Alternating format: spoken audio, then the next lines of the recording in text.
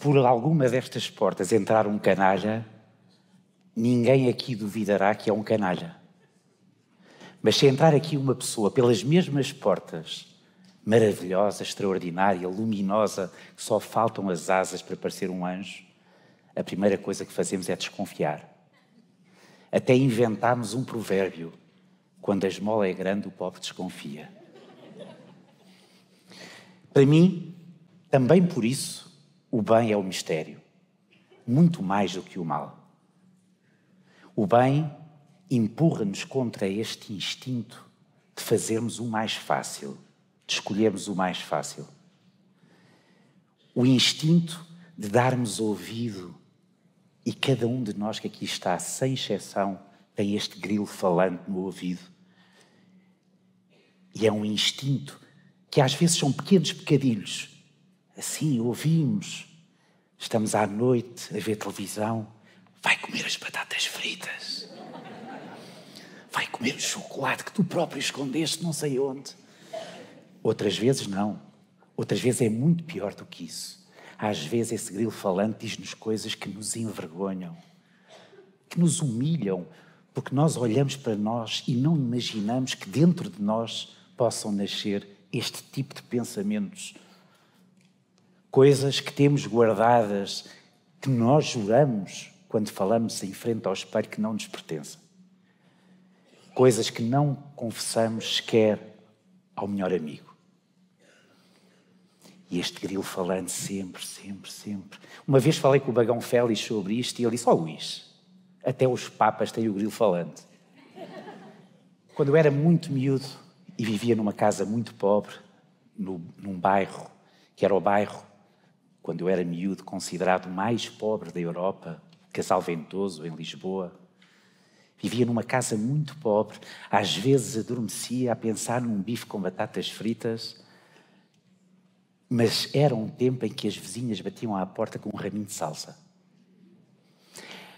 E que entravam para ver connosco a novela da noite. A Germana, que vivia no segundo andar, julgo que era prostituta quando era nova, mas era cheia de classe, bonita. Ela almoçava todos os dias fora, o que para nós era extraordinário. Lá vai a Gé. A Gé era o meu ídolo quando era criança. Depois a Dona Fernanda com o seu cágado e a Maria que vivia no nosso quarto independente. Hoje já ninguém nos bate à porta com salsa. Acontece pouco. E o pior é que nós, eu também, muitas vezes, quando nos batem à porta com uma salsa qualquer, pensamos: porra, vou fazer o menos barulho para ela achar que eu não estou. Quando morreu o ator que fazia de Tony Soprano, na série da minha vida, Os Sopranos, eu quase que chorei. Porque eu conhecia intimamente o Tony Soprano. Eu sofri com ele. Curiosamente, na mesma semana, morreu o meu vizinho do terceiro andar e eu não pensei 2 minutos na sua morte. Porque a vida dele era uma ficção. A única realidade era a realidade do Tony Soprano. Essa é que era real. O que é que nos faz, num mundo como este, num tempo como este, cada vez mais amoral, ferozmente individualista, o que nos faz, o que ganhamos em ser bons? O que ganhamos em perseguir uma ideia de bem quando sabemos que esse lado é aquele que menos benefícios eventualmente nos poderá trazer? O que ganhamos em escrever a palavra amor, em defender a ideia de amor e de felicidade, quando as elites nos dizem que a palavra amor está gasta e que a felicidade não faz sentido? O que ganhamos quando acreditamos numa ideia de utopia, quando acreditamos nas ilusões, que a vida é fundamental ter ilusões? O que ganhamos quando nos dizem que nos devemos proteger das ilusões porque só assim não chegarão as desilusões? Quando nos dizem que a utopia é uma perda de tempo, o que é que ganhamos quando defendemos a profundidade, quando o mundo nos pede superfície? O que ganhamos quando precisamos do silêncio e o mundo não suporta o silêncio? O que é que ganhamos quando precisamos da lentidão para pensar e o mundo só permeia quem é rápido? O que ganhamos quando abraçamos uma ideia de pobreza, quando dizemos que ninguém pode ficar para trás e quando nos dizem os cínicos que dominam todas as estruturas de poder, ou os que desistiram, ou os que se defendem com a impotência. Sempre houve pobres, sempre haverá. Ganhamos tudo.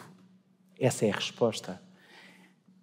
Ganhamos luz, ganhamos esperança, ganhamos contra o grilo falante e contra o deserto, ganhamos contra o ressentimento, ganhamos contra o medo do outro, contra o medo do que nos ameaça, contra a discriminação, contra o racismo. Ficamos de consciência tranquila porque combatemos as ervas daninhas que crescem muito mais depressa do que as outras. Porque se nós tivermos uma erva daninha e qualquer outra planta, as ervas daninhas crescem muito mais depressa. Ganhamos as ervas daninhas. Ficamos de consciência tranquila e fazemos a nossa parte para estar à hora certa na estação de comboio para que ele passe para nós. E às vezes nós fazemos tudo certo e o comboio não para, continua, mas nós estávamos lá. Mesmo que o comboio não para, é importante que cada um faça a sua parte e escolha o lado mais difícil. Isto é uma questão de energia. Também é uma questão de energia. Cada um de nós pode receber 50 chamadas no seu telemóvel todos os dias, mas estamos deprimidos e afundados, deitamos no chão, fechamos as persianas. Nesse dia não nos telefona ninguém. Mas se abrimos as stores e nos abrimos ao mundo, mesmo tristes, há qualquer bloqueio que fica resolvido. E então prosseguimos. E esse é um desafio. É o desafio de nós bebermos o cálice da vida até à última gota. Jogarmos ao jogo da glória. Lembram-se do jogo da glória? O jogo de buracos com um dado que nós aproximávamos e havia sempre um sacana de um buraco que nos fazia ir para o princípio. Isso é a vida, não é? É um jogo perfeito. E na vida é para se jogar até ao fim. Com tragédias, com comédias, com vitórias, com quedas. Beber do cálice até ao fim. Cálice é para beber até ao fim. Porque quando sairmos daqui, se soubermos ver, se soubermos abrir-nos à vida, em que podem acontecer tragédias, mas do outro lado da esquina pode estar a pessoa que vos muda a vida, pode estar a ideia que vos dá um sentido, pode estar a porta que vocês entram e a vossa vida fica mais completa, pode estar a canção que vocês ainda não ouviram, o filme que não viram. Tudo pode sempre acontecer. Pode estar a pessoa a quem nós queremos abraçar e pode estar a pessoa que nasceu com um bilhete premiado para não ser merda nenhuma. Os excluídos dos excluídos que nós vemos sem olhar ou que nós olhamos sem ver. Os emplastros. Fernando Jorge. Aquela mulher do Algarve foi comida num lar pelas formigas. Foi criança como nós. Teve problemas em começar a andar, como todos nós. Teve um pai e uma mãe que se calhar esperaram coisas para ela, teve sonhos. Conseguiram fazer 1 minuto de silêncio, porque eu estava lá. Ao contrário de nós, que não aguentamos o silêncio. Vejam os jogos de futebol. Começam 1 minuto de silêncio e ao fim 10 segundos. Começamos a aplaudir porque não suportamos a ideia do silêncio. Mas na Nitra, aqueles indigentes, em homenagem à Catarina Maria, fizeram 1 minuto de silêncio. Quem é que cada um de nós convocava para a última ceia, se hoje fosse a última ceia? Convocavam certamente as pessoas que amam, os filhos, os pais, os avós, os grandes amigos, os projetos, também os projetos que não concretizaram, talvez, os amores que não concretizaram, eventualmente, as memórias felizes, o tempo em que os nossos pais eram gigantes e nós, pela mão deles, passeávamos nas cidades e achávamos que éramos imortais e eles também. Convocávamos o que mais? As perguntas ou as respostas? As certezas ou as dúvidas? E se encontrarmos Deus, que perguntas é que lhe fazemos?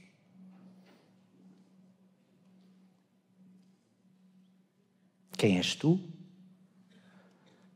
O que é que eu posso esperar? Onde estás quando tudo arde?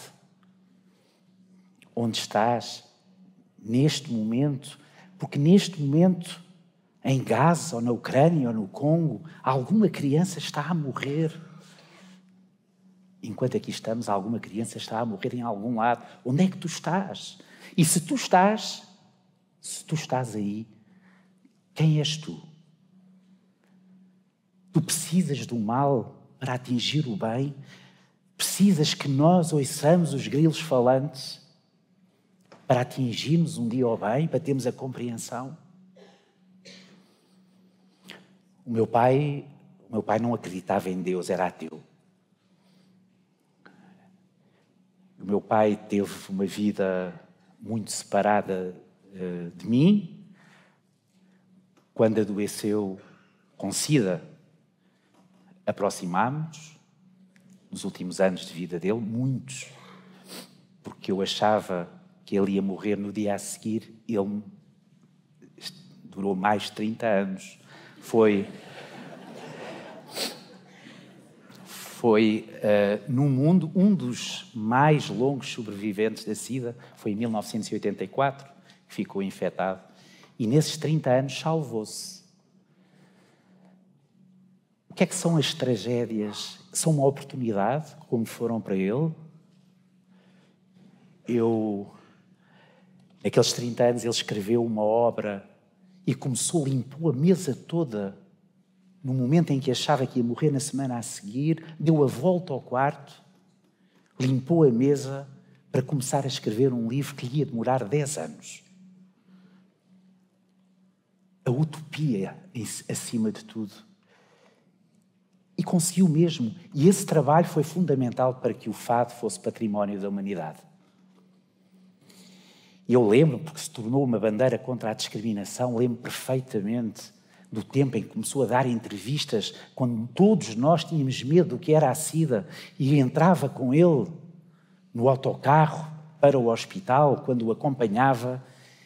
O autocarro estava cheio e ficava vazio logo, porque toda a gente saía. Eu ainda me lembro de uma pessoa que saiu e quando já estava fora gritou: "Paneleiro!" E foi a única vez, a primeira vez e a única, que eu agarrei o meu pai pela mão e disse: "Tenho tanto orgulho de ti, pai. Tenho tanto orgulho." Eu disse ao meu pai, foi o primeiro comunista a ser aceito como homossexual no Partido Comunista, que é um partido conservador. E eu disse ao meu pai: "Tu não acreditas em Deus, ao contrário de mim. Mas se Deus existe, tu prometes que me dás um sinal." O que vocês não sabem é que eu acho que ele já deu um sinal. Querem saber? O Presidente da República, há um ano, condecorou postumamente, 10 anos depois da sua morte. E eu fui com os meus filhos, 4 netos dele, o que é extraordinário. Porque o meu pai tinha 6 irmãos, o único que deu continuidade à família foi ele, que é homossexual, cuja única vez que dormiu com a mulher nasci eu.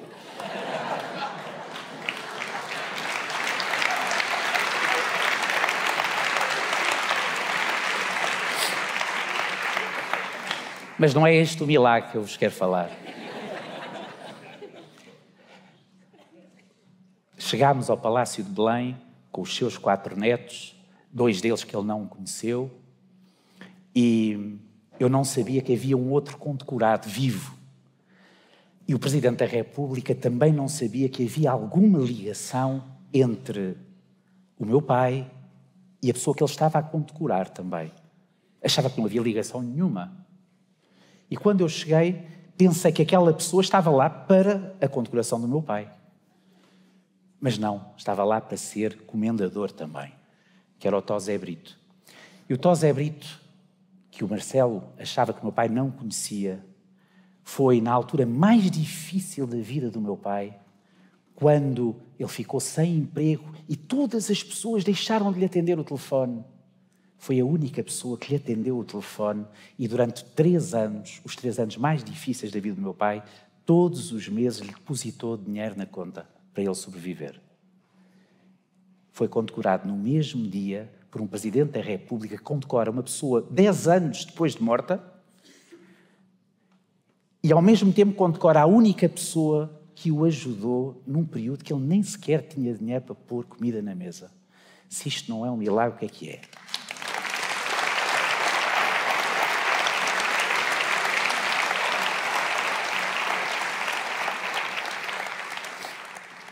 Só vos quero dizer uma coisa sobre milagres e sobre o bem e o mal.